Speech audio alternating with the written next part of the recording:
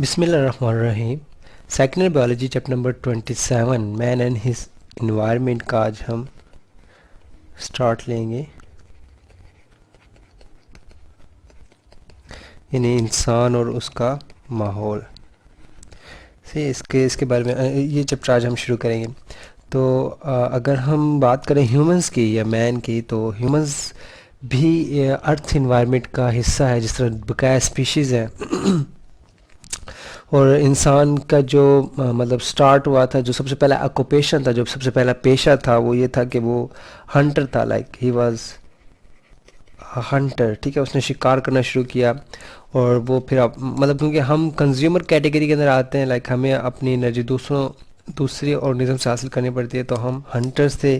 Hunters के बाद herbivorous, ठीक है, कि हम वेजिटेशन के ऊपर भी गुजारा कर सकते थे, ठीक है। तो हर्बीवोरस थे, हर्बीवोरस हैं भी, ठीक है। हंटर या प्रीडेटर भी कह सकते हैं आप इसे, कि ह्यूमंस वर प्रीडेटर्स, कि वो दूसरों का शिकार करते थे।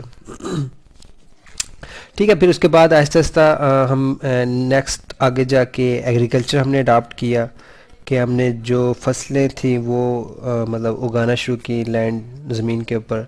फिर एग्रीकल्चर के बाद आहिस्ता आहिस्ता मतलब हम इंडस्ट्री या इंडस्ट्रियलाइजेशन स्टार्ट हो गई, कि इंडस्ट्रीज़ लगाना शुरू कर दी, इंडस्ट्रियलाइजेशन। तो इस तरह एडवांसमेंट आती गई।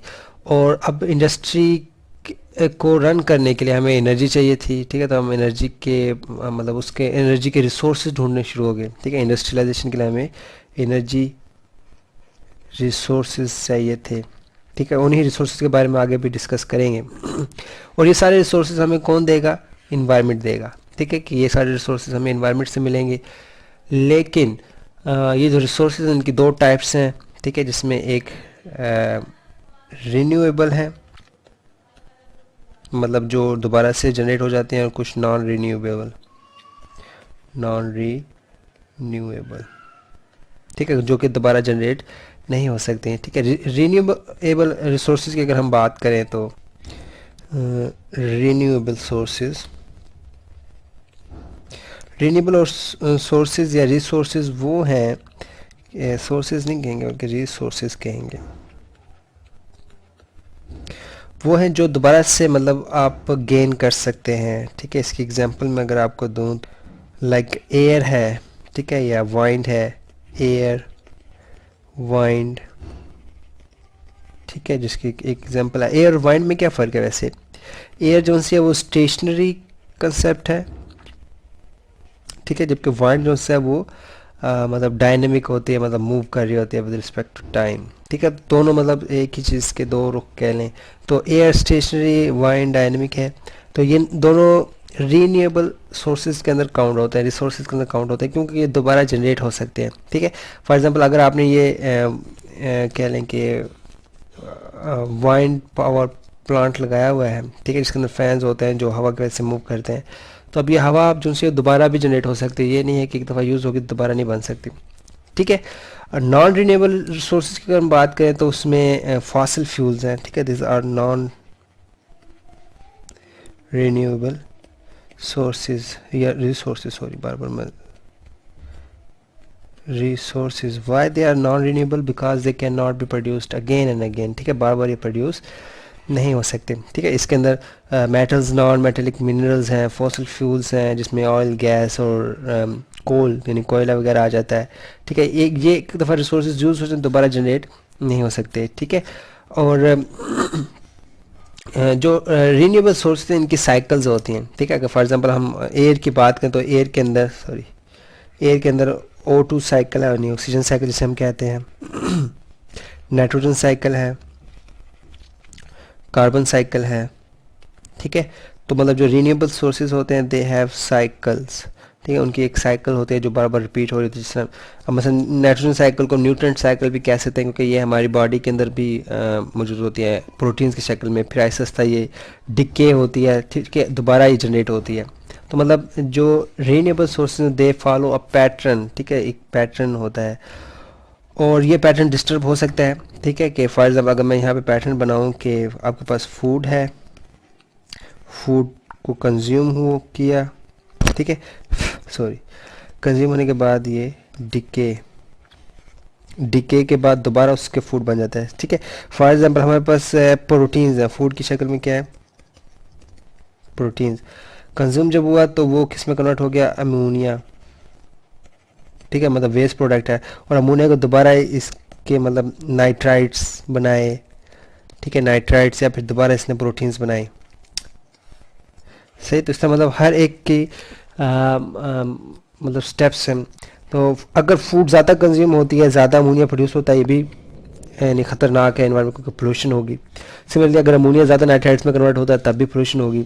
या बहुत ज़्यादा फूड कम बनती है, ठीक है, कि आपके मतलब कह लें कि कम फूड है तो इसकी वजह से फिर कहत हो सकती है, सही। तो मतलब हर स्टेज जो से है वो मतलब कंपलसरी है। और ये साइकिल सारे सेल्फ सस्टेन्ड हैं, ठीक है। जितनी भी लाइफ है या जितने भी साइकिल्स हैं, they are self sustained. Self sustain से क्या मतलब है कि they go on its own, ठीक है, खुद ब खुद ही वो चलते रहते हैं। और जब तक कि बाहर से कोई इंटरेक्ट ना करे, ख़ासतौर पर ह्यूमंस के बहुत ज़्यादा इंटरेक्शन पाया जा रहा है, सही।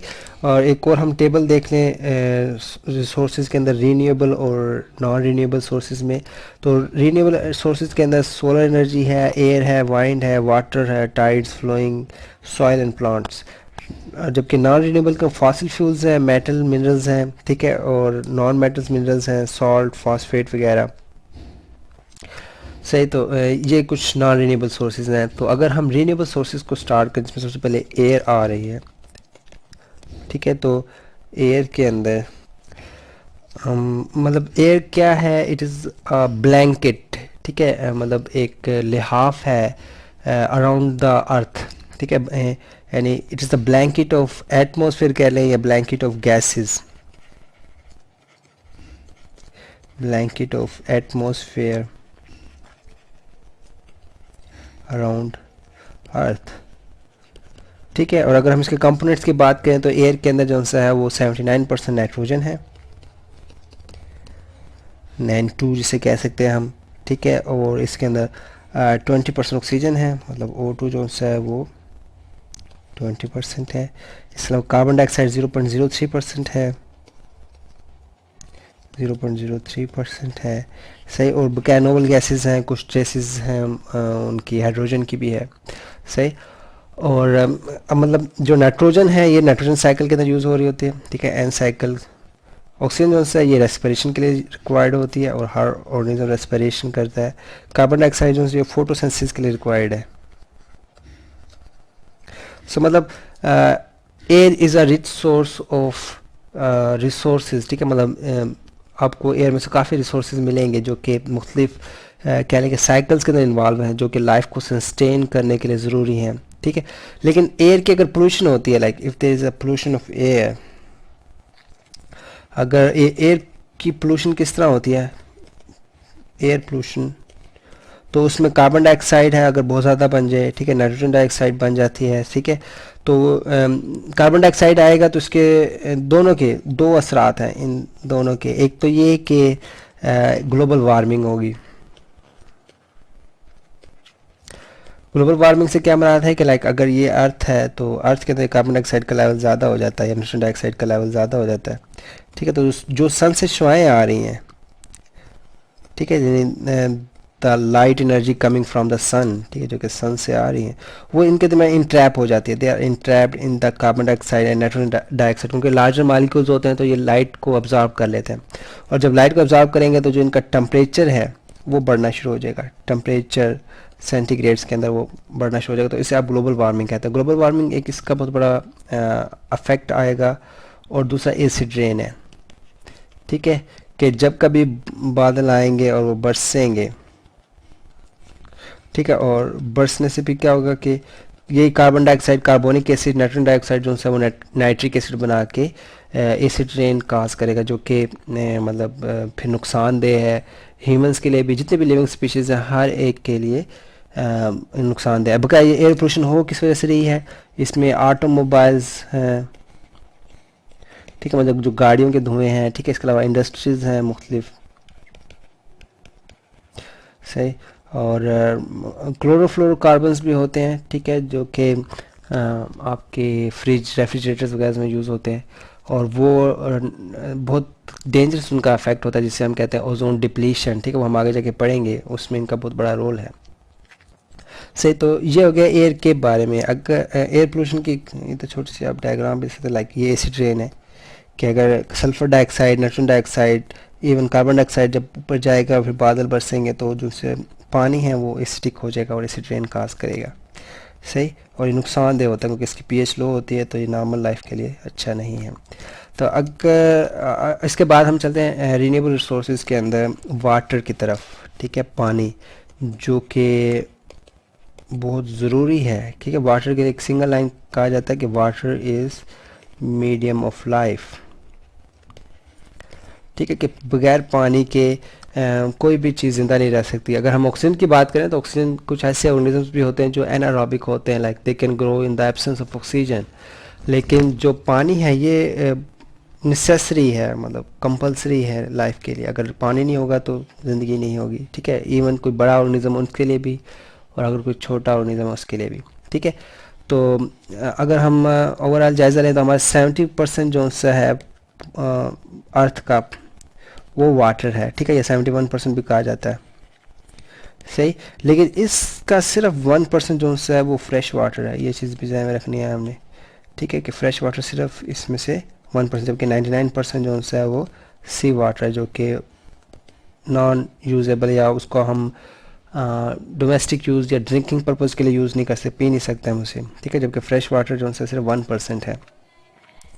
सही, और 99% नहीं कहते, बल्कि अब इसमें भी ये है कि 97% सीज़ के अंदर है, ठीक है, और 2% जो सा वो फ्रीज़ है, ठीक है, north and south pole of earth के ऊपर।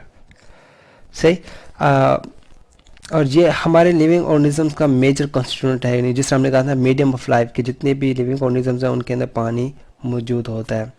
सही, अगर हम वाटर के यूजेस को चेक करें तो यूजेस ऑफ वाटर क्या क्या हैं, तो जो सबसे मतलब हमारे जहन में सबसे पहला इस्तेमाल आता है वो यही है डोमेस्टिक यूज़ जो उनसे है, ठीक है, डोमेस्टिक है एंड इंडस्ट्रियल भी कह सकते हैं हम। डोमेस्टिक से मतलब घरेलू इस्तेमाल और प्लस इंडस्ट्रियल यूज़ जो उनसे है कि बहुत सी इंडस्ट्रीज़ के अंदर जैसे वाटर है वो एज मतलब रिएक्टेंट या फिर प्रोडक्ट यूज़ हो रहा है कहीं ना कहीं। तो इंडस्ट्री तो डोमेस्टिक यूज़ जो कि 10% यूज़ बना रहे हैं, कितने परसेंट बना रहे हैं, 10%, ठीक है। बकाया जो 90% है वो इरिगेशन के अंदर यूज़ होता है। इरिगेशन से मुराद कि मतलब जो फसलों को पानी देते हैं, ठीक है, वो 90% हमारे यहाँ यूज़ हो रहा है, ठीक है। और अगर हम इम्पोर्टेंस ऑफ वाटर डिस्कस करना शुरू कर दें तो ये बहुत लंबा टॉपिक है, ठीक है। इवन लाइफ और नॉन लिविंग थिंग्स दोनों के लिए पानी बहुत ज़्यादा ज़रूरी है, ठीक है। फॉर एग्जाम्पल अगर हम इंडस्ट्रीज़ की बात करें तो इंडस्ट्रीज़ के अंदर ये water as a major, water is major कह रहे हैं कि रॉ मटेरियल होता है, कि बहुत से रिएक्शंस ऐसे होते हैं जिसके अंदर वाटर का होना बहुत ज़रूरी है। तो water is a major raw material even in industries and even in living things, ठीक है। यानी जो हमारे बॉडी में कैटाबॉलिज्म एनाबॉलिज्म हो रहा है, जितना भी मेटाबॉलिज्म है उसके अंदर मतलब water mostly as a reactant या फिर प्रोडक्ट यूज़ हो रहा होता है, ठीक है। इसके अलावा माइक्रोऑर्गेनिजम्स के अंदर होता है ये, ठीक है। माइक्रोऑर्गेनिजम्स के जितने भी हैं बैक्टीरियाज वगैरह हैं या फिर फंजाई, मतलब जो भी माइक्रोऑर्गेनिजम्स के अंदर आ रहे हैं, पैरासाइट्स वगैरह, सब के अंदर वाटर यूज़ हो रहा होता है। सही, अगर हम वाटर पोल्यूशन की बात करें तो वाटर पोल्यूशन की जो रीजंस हैं, वाटर पोल्यूशन तो उसमें सबसे बड़ा जो मेजर रोल प्ले कर रही है वो है इंडस्ट्रियल वेस्ट, कि जो इंडस्ट्रियल वेस्ट है वो बहुत टॉक्सिक होता है, ठीक है। It is very toxic for living things, ठीक है। फॉर एग्जांपल अगर हम ह्यूमंस की सॉरी पाकिस्तान की बात करें तो पाकिस्तान में जितनी भी इंडस्ट्रीज़ लगी हुई हैं, जितनी भी रिफाइनरी मिल्स हैं, जितनी भी रबर की इंडस्ट्रीज़ हैं, प्लास्टिक की इंडस्ट्रीज़ हैं, ठीक है, या फूड आइटम्स की इंडस्ट्रीज़ हैं, वो ज़्यादातर आपको इंडस रिवर यानी दरिया सिंध में मिलेंगी। और जितना भी वेस्ट मटेरियल होता है वो दरिया सिंध में जा रहा होता है, उसकी वजह से फिर वहाँ पे जो कह लें कि फ़िशेज़ हैं या फिर जितने भी वाटर से रिलेटेड जितने भी उनके इर्द गिर्द के घर भी, इवन जो ह्यूमंस बीइंग जितनी भी आबादी रह रही है उससे मुतासिर होती है। सही, तो इंडस्ट्रियल वेस्ट बहुत ज़्यादा डिस्टर्ब कर रहा है वाटर को, सही। और ये एक्वेटिक लाइफ को बहुत ज़्यादा मतलब डेंजरस होता है, इसके अगेंस्ट फिर मेजर्स भी लेना चाहिए हमें। सही। तो इंडस्ट्रियल वेस्ट के अलावा एक चीज़ है एसिड रेन। एसिड रेन भी वाटर पोल्यूशन में बहुत बड़ा रोल प्ले करती है, जिसके हम पीछे रीज़न पढ़ चुके हैं कि carbon dioxide, nitrogen dioxide, sulphur dioxide जो इंडस्ट्रियल वेस्ट ही एज आ एयर पोल्यूशन काज करते हैं, और अगर बारिश होती है तो वो वाटर पोल्यूशन की शक्ल में नज़र आएंगे। ठीक है। इसके अलावा इंडस्ट्रियल वेस्ट, एसिड रेन, और तीसरी चीज़ थी एक डोमेस्टिक वेस्ट। ठीक है। घरेलू जो सा वेस्ट होता है वो भी वाटर पोल्यूशन काज कर रहे हैं। और लास्ट के अंदर हम जो फर्टिलाइज़र्स यूज़ करते हैं, ठीक है, फर्टिलाइज़र्स इन द फील्ड्स, ये भी बहुत बड़ा रोल प्ले कर रहे होते हैं पोल्यूशन काज करने में। सही। सो ये हो गया वाटर के बारे में, उसका यूज़। और water is a very important resource या रीन्यूएबल रिसोर्स है। ठीक है। इसका भी पूरा साइकिल होता है जिसके अंदर मतलब बारिश दरियाओं में से बुखारात उड़ते हैं, वो बारिश बरसती है, दोबारा दरिया में है, तो मतलब पूरा साइकिल है जो आपने पहले भी पढ़ा होगा। अब हम चलते हैं लैंड पे। लैंड जो कि again it's an important natural resource. ठीक है। बहुत बड़ा इम्पॉर्टेंट रिसोर्स है। अच्छा, लैंड के अंदर भी ना मतलब मुख्तलिफ कैटेगरीज होती हैं। लैंड के अंदर डेजर्ट भी आ जाते हैं, लैंड के अंदर माउंटेन्स भी आ जाती हैं। ठीक है। लेकिन यहाँ पे हम जो लैंड स्पेसिफिक बात कर रहे हैं या मोर स्पेसिफिक कह रहे हैं तो वो सॉइल है।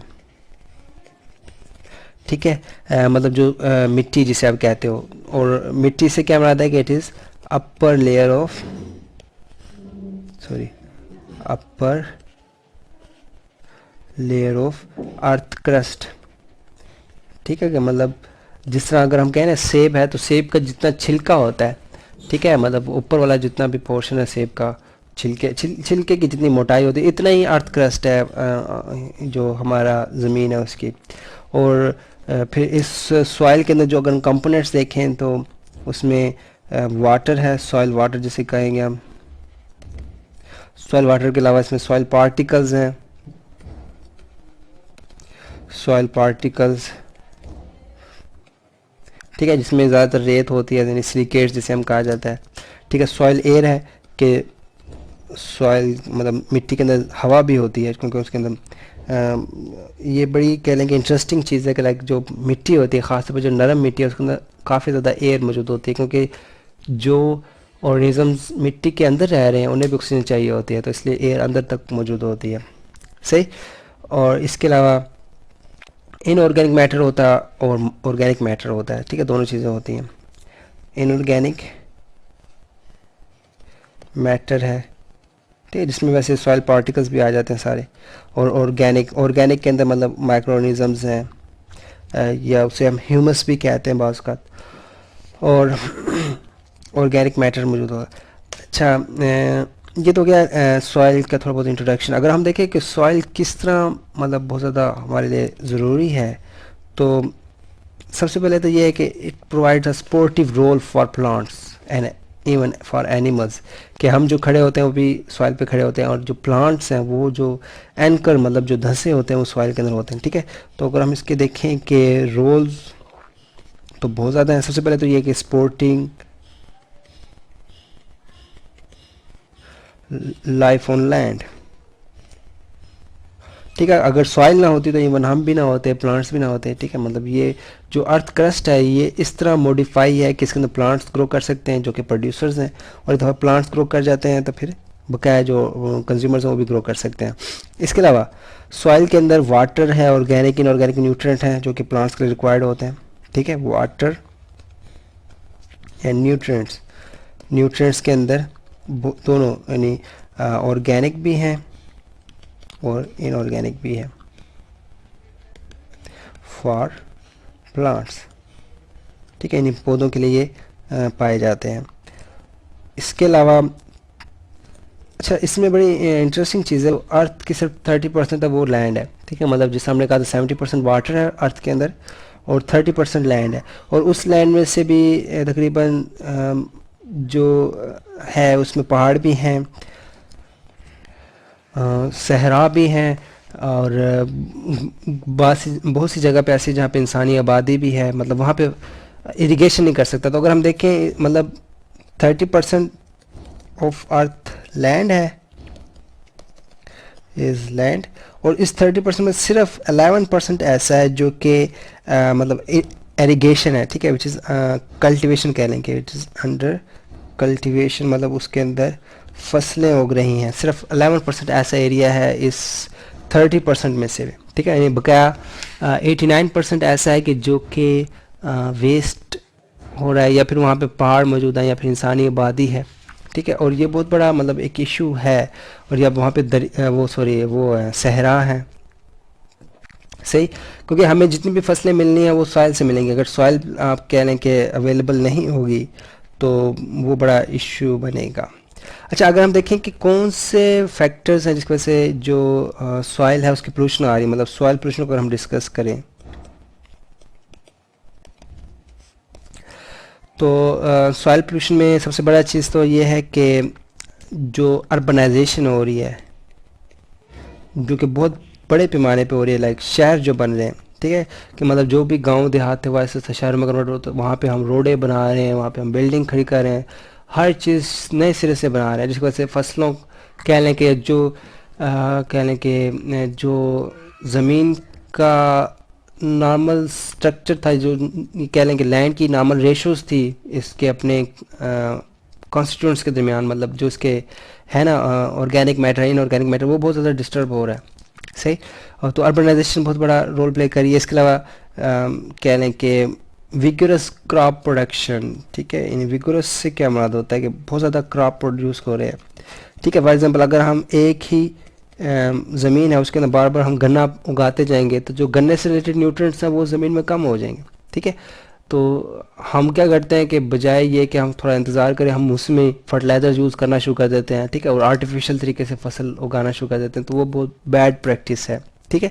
इसे आप बैड प्रैक्टिस ऑफ एग्रीकल्चर भी कह सकते हैं, या पुअर प्रैक्टिस ऑफ एग्रीकल्चर भी है। फिर इसके अलावा एक्सटेंसिव ग्रेजिंग है, ठीक है, कि कोई ग्रास लैंड है तो वहाँ पे आप जानवर इतना ज़्यादा छोड़ दो कि वो फिर घास ही वहाँ से ख़त्म हो जाए और आहिस्ता आहिस्ता वहाँ पे कोई फसल ही ना उग सके, ठीक है।